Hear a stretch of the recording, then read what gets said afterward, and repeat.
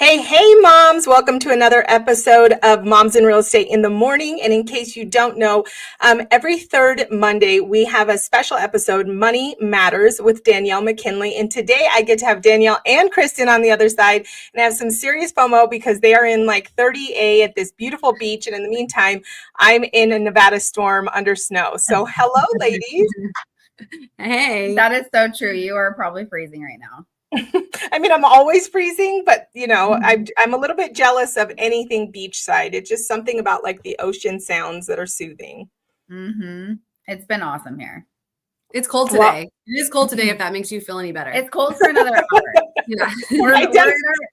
You can't see, but we're in our bikinis and we're going to go down to the beach. But right now it's cold enough for a sweater. Yeah. That's okay. That's perfect. All right. Well, I'm excited today because today, if you have ever had the feeling of that roller coaster income, that is something that is synonymous with agents as we talk to them at different points in their career, whether they're brand new agents or they're a seasoned agent, they have experienced what it feels like to have like that. I've seen agents have 20, 30, 40, 50, even $100,000 a month and be able to feel great and get caught up on top of things only 3 months later to feel completely deflated and depleted and like, oh my goodness, I am struggling. So Danielle's here today to talk to us about like, how do we fix that cash flow problem? How do we bring stability and consistency to our business? So Danielle, tell us all of the secrets. Tell us the tricks. Yeah. Sure.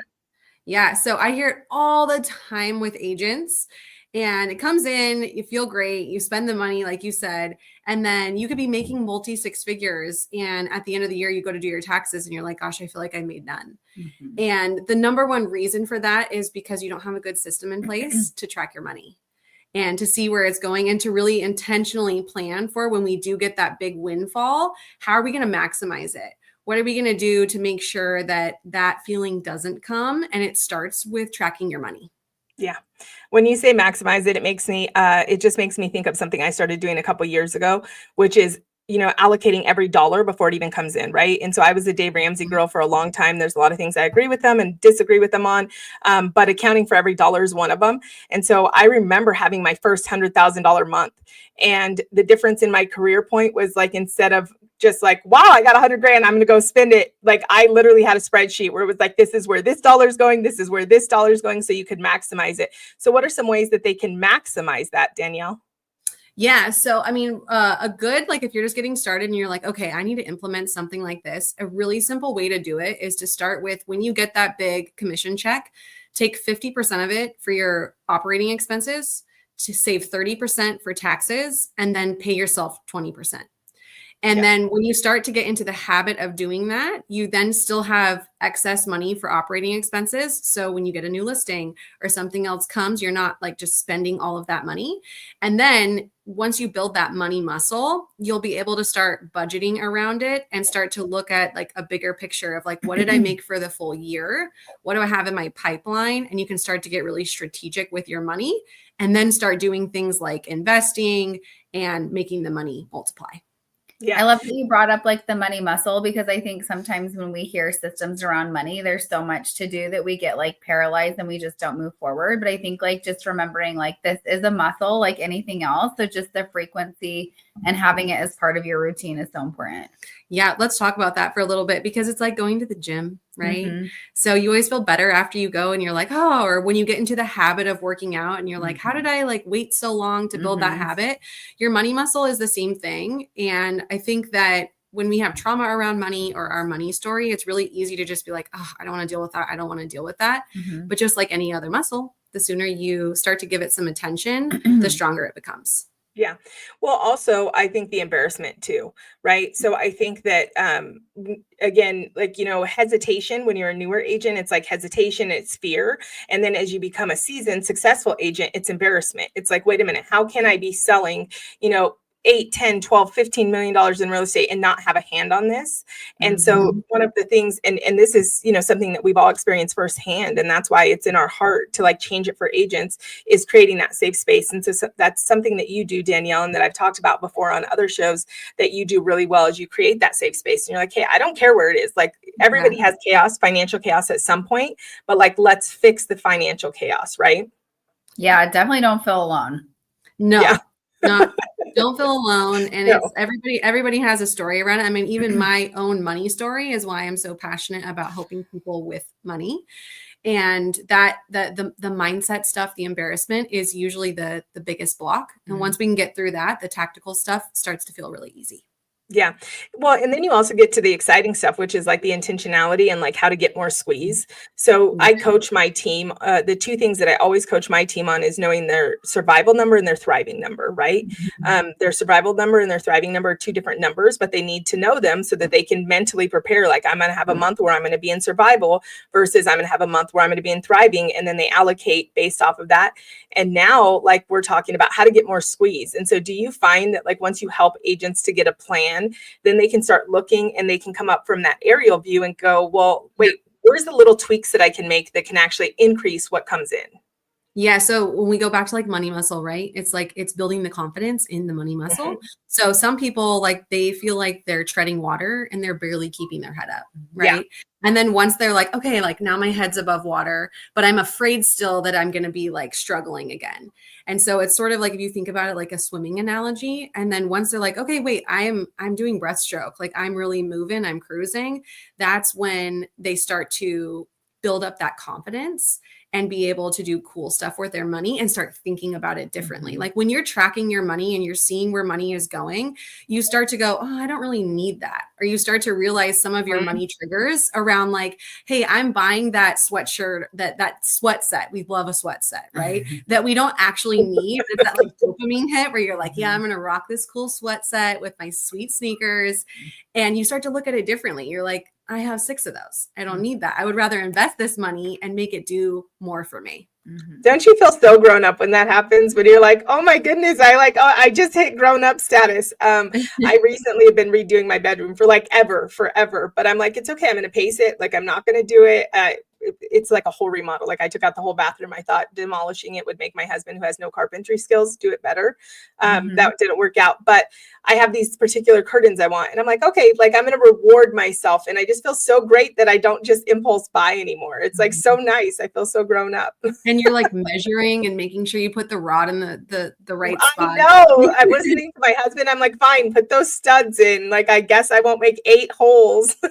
Just getting it in the 2 seconds I want. Anybody else guilty of that? Or is that just me? That just, I just keep drilling till I hear it. And then I'm like, oh, I hit a stud. I'll get toothpaste and spackle all these other holes.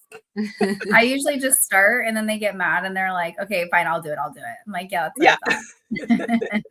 Yep, exactly. So today, Danielle, you identified some of the biggest mistakes, right? So spending every dollar instead of setting a plan for it. Yeah. You also kind of identified an easy fix for that, which is setting apart the money yourself, right? To pay yourself and then your business and then your personal finances. I have to say, I got to kind of do a little shameless plug. I was going to. Okay, good. I was like, so I mean, any brokerage you're at, any company you're at, any entrepreneur, you don't even have to be, you might be in title, you might be in lending. Danielle is your girl that you want to get in contact with. She'll help you. But also, if you happen to be with Kristen and I, or you just happen to be at Real Brokerage, I am so freaking excited because they have rolled out basically a profit first model. And so we already have the ability to get paid our commission directly into our bank account, but now we have the ability to allocate it. So we can have multiple accounts, up to 4 accounts, I think it is, maybe even 5, and we can just allocate a percent. So we could immediately allocate 20% to our tax account. And I think that this is going to be a huge game changer for agents, because another thing, sorry, there goes my phone. Another thing that's really hard for us, I think sometimes, is like, unlike traditional paycheck jobs, like you only get what you get. We're agents, we get it, and then we're the ones that have to like allocate it. So I think by being able to set it and forget it, where it automatically goes into these accounts, it puts us more in the position of like, oh no, we got our paycheck and this is all we have and this is what we have to live off of, versus, oh, just this one time I'll dip into what's supposed to go somewhere else, and then that happens 100 times. Yeah, no, that's huge. Anytime you can automate it, and if you don't have a separate account set up for your business, write that down, pause, pull up your phone, put in the notes, open a separate checking account. You should not be mixing your business and personal finances. No. Yeah. Yeah. And we also have a QuickBook integration, which I still am not going to do my own QuickBooks, but it's really cool that there's an integration. I think, one of the best notes to end on is that our job is to count the money. But one of the best investments you can make is having somebody that has walked before you and understands the moving parts. And one of the things that Kristen and I do is we vet our partners here, because we have both experienced aligning with the wrong people. And my money story talks about how I owed the IRS $150K, and then how I overpaid the IRS $60K because I didn't get those right people in place. And so one of the things that we are so blessed and thankful and honored to get to do is leverage moms in real estate to partner with people that we trust and that we use in our own business and that we know will be there for you guys. And so we're just so thankful that Danielle can be that person. And so Danielle, how do they get in contact with you? How do they like just say, all right, here's all my financial chaos, Danielle, now it's yours? Well, and maybe like, why would I go work with you? Like, what are your options? Yeah. So there's lots of different ways that we can work together, but you can go check me out on Instagram at Life by Danielle. And if you're like immediately, if you're like, I need something to help me track my money, you can look at my 3-day SO2 challenge and check that out. And that's something you can do on your own to get a feel for my style. And then any questions that you have, like feel free to DM me. I love money questions, and we can kind of go from there on ways that I can help you out. I love that. And it's Life by Danielle, right? Yeah. All right. So we dropped that there for you. So thank you, ladies, for joining me. You should have been beachside or something so that we could have seen that view, but that's okay. I'm living vicariously through your stories. And it's making me get excited for when we get to go for Rise. It's not the same, but like, can we find a beach that's similar, Kristen? Oh, way better. Yes. Yeah. Okay. Good. And then Michaela is just saying how amazing Danielle is. So we love that. And we love Michaela too, who also is at 38. So we're just gonna Michaela, you better be at the beach in an hour. Yes. Well, and I keep telling Kristen we need a Moms in Real Estate annual reunion. And so I'm just going to keep pushing for it to be at 38 one year. So, okay, I think that's it. Anything else that you would like to share, ladies? No, have the best day. Wear your green so you don't get pinched. Yeah. Yes. Happy St. Patrick's Day. All right. We'll be back here next week with another episode of Moms in Real Estate in the morning. And don't forget to tune in every third Monday so that you can hear the Money Matters version hosted by Danielle. Bye, guys. Bye. Bye. Bye, guys.